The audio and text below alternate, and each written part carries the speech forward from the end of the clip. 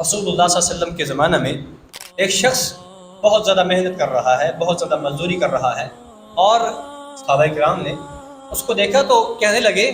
لو کان ھذا فی سبیل اللہ، کاش کہ اس کی یہ محنت اللہ کے راستے میں ہوتی۔ تو اللہ کے رسول نے کیا فرمایا؟ اللہ اکبر، کتنی عجیب بات ہے۔ یہ ایک حدیث سارے تصور کو بدل کے رکھ دیتی ہے، سارے نظریے کو بدل کے رکھ دیتی ہے۔ اللہ کے رسول نے فرمایا اگر یہ اس لیے محنت کر رہا ہے کہ یہ اپنے ماں اور باپ، اپنے والدین کو شام کو جا کے کچھ کھلائے گا، کچھ پلائے گا، ان کے منہ میں کچھ ڈالے گا، فہو فی سبیل اللہ، تو یہ اللہ کے راستے میں ہی ہے۔ اور اگر یہ اس لیے محنت کر رہا ہے کہ یہ اپنے بچوں کا پیٹ پالے گا، تو یہ بھی اللہ کے راستے میں ہے۔ تم نے اللہ کے راستہ کسے سمجھ رکھا ہے؟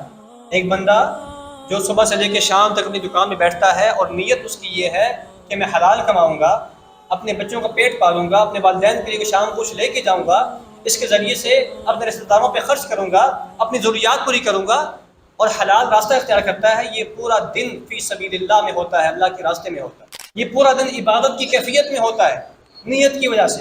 اگر انسان کی نیت یہ ہے کہ میں اس لیے محنت کر رہا ہوں کہ میں شام کو چند روپے، چند پیسے جو ہے وہ حلال کی کما لوں، تو اگرچہ یہ دنیا کما رہا ہے، اگرچہ یہ پیسے کمانے کے لیے کوشش کر رہا ہے، لیکن اللہ تعالیٰ اس کے اس عمل کو بھی عبادت کے طور پر لکھ دیتے ہیں۔ اس کا یہ عمل بھی باعث اجر بن جاتا ہے، باعث ثواب بن جاتا ہے۔